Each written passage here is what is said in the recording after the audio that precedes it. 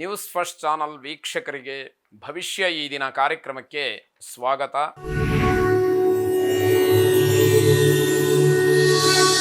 ಇಂದಿನ ಪಂಚಾಂಗ ಶುದ್ಧಿಯನ್ನು ನಾವು ಗಮನಿಸ್ತಾ ಹೋಗೋದಾದರೆ ಶ್ರೀ ವಿಶ್ವಾವಸುನಾಮ ಸಂವತ್ಸರ ದಕ್ಷಿಣಾಯಣ ಹೇಮಂತ ಋತು ಮಾರ್ಗಶೀರ್ಷ ಮಾಸ ಶುಕ್ಲ ಪಕ್ಷ ಷಷ್ಠೀ ತಿಥಿ ಶ್ರವಣ ನಕ್ಷತ್ರ. ಈ ದಿವಸ ಬುಧವಾರ ಮಧ್ಯಾಹ್ನ 12 ಗಂಟೆಯಿಂದ 1:30 ರಾಹುಕಾಲದ ಪೂರ್ಣ ಪ್ರಮಾಣ. ಈ ರಾಹುಕಾಲವನ್ನು ತ್ಯಾಜ್ಯ ಮಾಡಿ ಶುಭ ಕೆಲಸಗಳನ್ನು ಮತ್ತು ವಿಶೇಷವಾದಂತಹ ಪ್ರಯಾಣವನ್ನು ಮಾಡೋದರಿಂದ ಯಶಸ್ಸನ್ನು ಹೊಂದಬಹುದು. ಹಾಗಾಗಿ ರಾಹುಕಾಲಕ್ಕೆ ಹೆಚ್ಚಿನ ಮಹತ್ವ ಇರತಕ್ಕಂಥದ್ದು. ರಾಹುಕಾಲವನ್ನು ಗಮನಿಸಿ ಅದನ್ನು ತ್ಯಾಜ್ಯ ಮಾಡಿ ಕಾರ್ಯಪ್ರವೃತ್ತರಾಗಿ ಶುಭವಾಗಿ. ಎಂದಿನಂತೆ ಮೇಷದಿಂದ ಮೀನದವರೆಗೆ 12 ರಾಶಿಗಳ ಫಲಾಫಲಗಳನ್ನು, ಸರಳ ಸೂಕ್ತ ಪರಿಹಾರ ಮಾರ್ಗಗಳನ್ನು ಗಮನಿಸ್ತಾ ಹೋಗೋಣ. ಯಾರು ಜಾತಕವನ್ನು ಬರೆಸಿಲ್ವೋ ಅಥವಾ ಹುಟ್ಟಿದಂತಹ ದಿನಾಂಕ, ಸ್ಥಳ, ಸಮಯ, ವಾರ ಇತ್ಯಾದಿಗಳಲ್ಲಿ ಗೊಂದಲವಿದೆಯೋ ಅಥವಾ ಅದು ಯಾವುದು ಗೊತ್ತೇ ಇಲ್ವೋ ಅಂಥವರೂ ಕೂಡ ತಮ್ಮ ಹೆಸರಿನ ಆಧಾರದ ಮೇಲೆ ರಾಶಿ ನಕ್ಷತ್ರಗಳನ್ನು ತಿಳಿದು ಇಲ್ಲಿ ಹೇಳುವ ಫಲಾಫಲಗಳನ್ನು, ಸರಳ ಸೂಕ್ತ ಪರಿಹಾರ ಮಾರ್ಗಗಳನ್ನು ಅನುಸರಿಸ್ತಾ ಹೋದರೆ ಗ್ರಹಗತಿಯ ದೃಷ್ಟಿಯಿಂದ ನಿಮಗಿರಬಹುದಾದಂತಹ ಕಷ್ಟ ನಷ್ಟಗಳನ್ನು ದೂರ ಮಾಡಿಕೊಳ್ಳಬಹುದು. ಜೊತೆಗೆ ಆನಂದವಾಗಿರತಕ್ಕಂತಹ ಸಮಯದ ನಿರೀಕ್ಷೆಯಲ್ಲಿ ನೀವಿರಬಹುದು. ಹಾಗಾಗಿ ಜಾತಕವನ್ನು ಬರೆಸಿ ಫಲವನ್ನು ತಿಳಿದುಕೊಳ್ಳಿ. ಮೊದಲು ಮೇಷರಾಶಿ.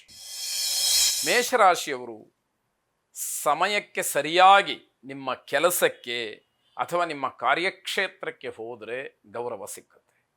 ಅಂದರೆ ಸಮಯದ ಬೆಲೆಯನ್ನು ಸರಿಯಾಗಿ ಅರಿತುಕೊಳ್ಬೇಕು. ಕಳೆದಂತಹ ಸಮಯ ಮತ್ತೆ ಸಿಕ್ಕೋದಿಲ್ಲ ಅನ್ನುವಂಥದ್ದು ಗೊತ್ತಾಗಬೇಕು ಅನ್ನುವಂತಹ ಅರ್ಥ. ಯಾವುದೇ ರೀತಿಯ ವಾದ ವಿವಾದಗಳನ್ನು ಮಾಡಬೇಡಿ, ಮಾಡಿಕೊಳ್ಳಬೇಡಿ. ಎಂತಹ ಸಂದರ್ಭ ಬಂದರೂ ಕೂಡ ಆ ವಾದ ವಿವಾದಗಳು ಒಂದು ಮಿತಿಯನ್ನು ಮೀರದಲೇ ಇರಲಿ.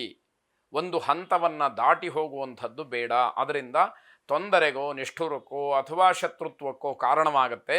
ಹಾಗಾಗಿ ಅದು ಬೇಡ ಅಂತ ಅರ್ಥ. ವ್ಯರ್ಥವಾಗಿ ಓಡಾಡೋದನ್ನು ಕಡಿಮೆ ಮಾಡಿ. ವಿನಾಕಾರಣ ಸುಮ್ಮನೆ ಸುತ್ತುವಂಥದ್ದು ಅದು ಬೇಡ ಅನ್ನುವಂಥದ್ದು.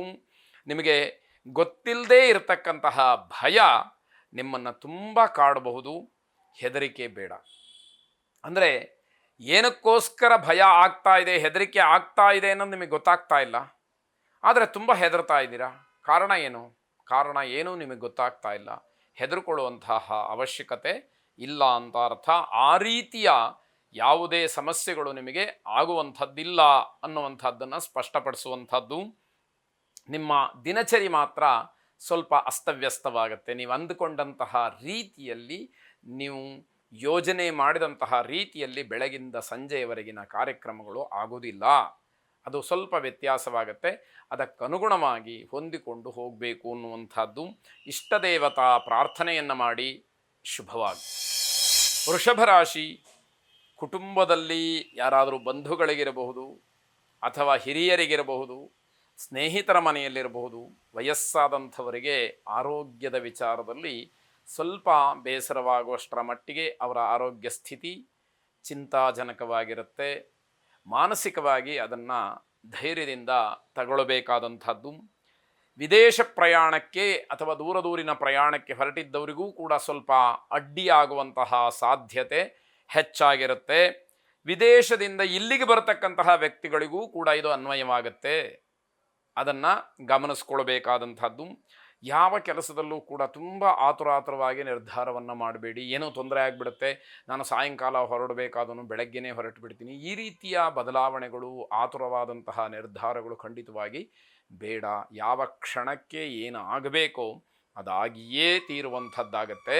ನಾವು ಒಳ್ಳೆ ವ್ಯವಸ್ಥಿತವಾಗಿ ಆಗಬೇಕಾದಂತಹ ಕೆಲಸಗಳನ್ನು ಕೈಯಾರೆ ಹಾಳು ಮಾಡಿಕೊಳ್ತಕ್ಕಂಥದ್ದು ಬೇಡ ಅಂತ ಅರ್ಥ. ನಿಮ್ಮ ಯೋಜನೆಯ ಬಗ್ಗೆ ಸರಿಯಾದಂತಹ ತೀರ್ಮಾನವನ್ನು ಮಾಡಿ, ಯಾವ ರೀತಿ ನೀವು ಮುಂಚೆ ಪ್ಲಾನನ್ನು ಮಾಡ್ಕೊಂಡಿದ್ದೀರಿ ಅದರ ಬಗ್ಗೆ ಸರಿಯಾದಂತಹ ನಿರ್ಧಾರಗಳಾದರೆ ಯಾವ ಕೆಲಸಕ್ಕೂ ಕೂಡ ಅಡ್ಡಿ ಆಗದೇ ಇರತಕ್ಕಂಥದ್ದು. ನಿಮ್ಮ ಮಕ್ಕಳಿಗೆ ಸರಿಯಾದಂತಹ ರೀತಿಯಲ್ಲಿ ಸಮಾಧಾನವನ್ನು ಹೇಳಿ, ಮಕ್ಕಳಿಗೆ ಸನ್ಮಾರ್ಗವನ್ನು ಸೂಚಿಸಿ. ಮಕ್ಕಳು ಯಾವ ಮನಸ್ಥಿತಿಯಲ್ಲಿರ್ತಾರೆ ಅದನ್ನು ಅರ್ಥ ಮಾಡಿಕೊಂಡು ಅವರಿಗೆ ಯಾವ ರೀತಿಯಲ್ಲಿ ಮಾತನ್ನು ಆಡಿದರೆ ಸೂಕ್ತ ಅನ್ನುವಂಥದ್ದನ್ನು ತಿಳಿದು ಮಾತಾಡಿ ಅವರ ಮನಸ್ಸನ್ನು ಪರಿವರ್ತನೆ ಮಾಡಬೇಕಾದಂತಹ ಸಂದರ್ಭಗಳಿದ್ದರೆ ಅದನ್ನು ಮಾಡಿ ಅನ್ನುವಂತಹ ಅರ್ಥ. ಈಶ್ವರನನ್ನು ವಿಶೇಷವಾಗಿ ಪ್ರಾರ್ಥನೆ ಮಾಡಿ. ವಾಹನಂ ವೃಷಭೋಜಸ್ಯ ವಾಸುಕಿ ಕಂಠಭೂಷಣಂ ವಾಮೇ ಶಕ್ತಿಧರಂ ವಂದೇ ವಕಾರಾಯ ನಮೋ ನಮಃ ಎಂಬ ಪ್ರಾರ್ಥನೆ ನಿಮ್ಮದಾಗಿರಲಿ. ಶುಭವಾಗಿ. ಮಿಥುನ ರಾಶಿ, ನಿಮ್ಮ ಕಾರ್ಯಕ್ಷೇತ್ರದಲ್ಲಿ ಅತಿಯಾದಂತಹ ಒತ್ತಡ ಜೊತೆಗೆ ಮಾನಸಿಕವಾದಂತಹ ಕಿರಿಕಿರಿ ಇರುವಂತಹ ದಿವಸ ಇದು.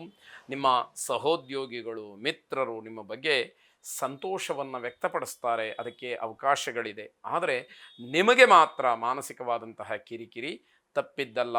ಆ ಮಾನಸಿಕ ಕಿರಿಕಿರಿಯ ಮಧ್ಯೆಯೂ ಕೂಡ ನೀವು ಸಂತೋಷವನ್ನು ಅನುಭವಿಸ್ತೀರಿ ಅಂತಂದರೆ ವಿಚಿತ್ರವೂ ಹೌದು, ಯೋಗವೂ ಹೌದು ಅಂತ ಹೇಳಬೇಕು. ಕುಟುಂಬ ಸದಸ್ಯರ ಆರೋಗ್ಯದ ಬಗ್ಗೆ ಹೆಚ್ಚು ಗಮನ ಇರಲಿ. ಆರೋಗ್ಯದಲ್ಲಿ ವ್ಯತ್ಯಾಸಗಳಾಗತ್ತೆ, ಮತ್ತು ನೀವೇ ಆತಂಕ ಪಡಬೇಕಾದಂಥದ್ದು.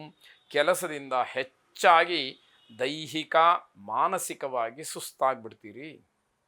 ದೈಹಿಕವಾಗಿ ಸುಸ್ತಾದರೆ ವಿಶ್ರಾಂತಿಯನ್ನು ಪಡೆದರೆ ಸ್ವಲ್ಪ ಅನುಕೂಲ ಆಗಬಹುದು. ಮಾನಸಿಕವಾಗಿ ಆದರೆ ಮನಸ್ಸು ತುಂಬ ಕಿರಿಕಿರಿಗೆ ಒಳಪಡ್ತಕ್ಕಂಥದ್ದಾಗತ್ತೆ.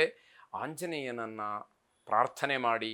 ಅಸಾಧ್ಯ ಸಾಧಕ ಸ್ವಾಮಿನ್ ಅಸಾಧ್ಯಂ ತವ ಕಿಂವದ ರಾಮದೂತ ಕೃಪಾ ಸಿಂಧೋ ಮತ್ಕಾರ್ಯಂ ಸಾಧಯ ಪ್ರಭೋ ಎಂಬುದಾಗಿ ನಿಮ್ಮ ಪ್ರಾರ್ಥನೆ ಇರಲಿ. ಶುಭವಾಗಿ. ಕರ್ಕಾಟಕ ರಾಶಿ, ಈ ದಿವಸ ವಿದ್ಯಾರ್ಥಿಗಳಿಗೆ ಪ್ರೋತ್ಸಾಹ ಧನ ಸಿಕ್ಕುವಂತಹ ಸಾಧ್ಯತೆಗಳು ಹೆಚ್ಚಾಗಿರುತ್ತೆ. ನಿಮ್ಮ ವಿದ್ಯಾ ಕ್ಷೇತ್ರಕ್ಕನುಗುಣವಾದಂತಹ ವ್ಯವಸ್ಥೆ ನಿಮಗೆ ಆಗುವಂಥದ್ದು. ನಿಮ್ಮ ಆದಾಯಕ್ಕಿಂತ ಖರ್ಚು ಹೆಚ್ಚಾಗುವಂತಹ ಸಾಧ್ಯತೆ. ಜಾಗ್ರತೆಯನ್ನು ವಹಿಸಿ. ಯಾವಾಗ ಆದಾಯದ ಮೂಲಗಳು ಕಡಿಮೆಯಾಗಿ ಖರ್ಚು ಹೆಚ್ಚಾಗುತ್ತೋ ಆಗ ಇಲ್ಲದೇ ಇರತಕ್ಕಂತಹ ಸಮಸ್ಯೆಗಳೆಲ್ಲ ಒಂದೊಂದಾಗಿ ಉದ್ಭವವಾಗ್ತಕ್ಕಂಥದ್ದು. ನಿಮ್ಮ ಮಾತಿನಿಂದ ವಿರೋಧ ವ್ಯಕ್ತವಾಗುತ್ತೆ. ಯಾವುದೋ ಒಂದು ವಿಷಯ ಮುನ್ನೆಲೆಗೆ ಬಂತು, ಪ್ರಸ್ತಾಪ ಆಯಿತು ಅಂತಂದರೆ ಅಲ್ಲಿ ನಿಮ್ಮ ಅಭಿಪ್ರಾಯವನ್ನು ಖಂಡತುಂಡವಾಗಿ ಹೇಳ್ತೀರಿ. ಆ ಮಾತು ಬೇರೆಯವರೆಲ್ಲರೂ ಕೂಡ ಸ್ವೀಕಾರ ಮಾಡೋದಕ್ಕೆ ಅರ್ಹವಾಗಿರುತ್ತಾ ಅನ್ನುವಂತಹ ಯೋಚನೆ ನಿಮಗಿರುವುದಿಲ್ಲ. ಅದರಿಂದ ಮಾತಿನಿಂದ ವಿರೋಧವನ್ನು ಕಟ್ಟಿಕೊಳ್ತೀರಿ ಅಂತ ಅರ್ಥ.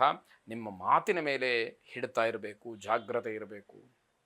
ಯಾಕೆ ಅಂತಂದರೆ ಮಾತಾಡೋದ್ರಿಂದ ನಾಲಿಗೆಯ ತುದಿಯಲ್ಲಿ ಎಲ್ಲವೂ ಕೂಡ ಇರುತ್ತೆ. ಅದನ್ನೇ ಶಾಸ್ತ್ರಕಾರರು ಲಕ್ಷ್ಮೀರ್ ವಸತಿ ಜಿಹ್ವಾಗ್ರೆ ಜಿಹ್ವಾಗ್ರೆ ಮಿತ್ರಬಾಂಧವಾಹ ಜಿಹ್ವಾಗ್ರೆ ಬಂಧನಂ ಪ್ರಾಪ್ತಂ ಜಿಹ್ವಾಗ್ರೆ ಮರಣಂ ಧ್ರುವಂ ಎಂಬುದಾಗಿ ಹೇಳ್ತಾರೆ.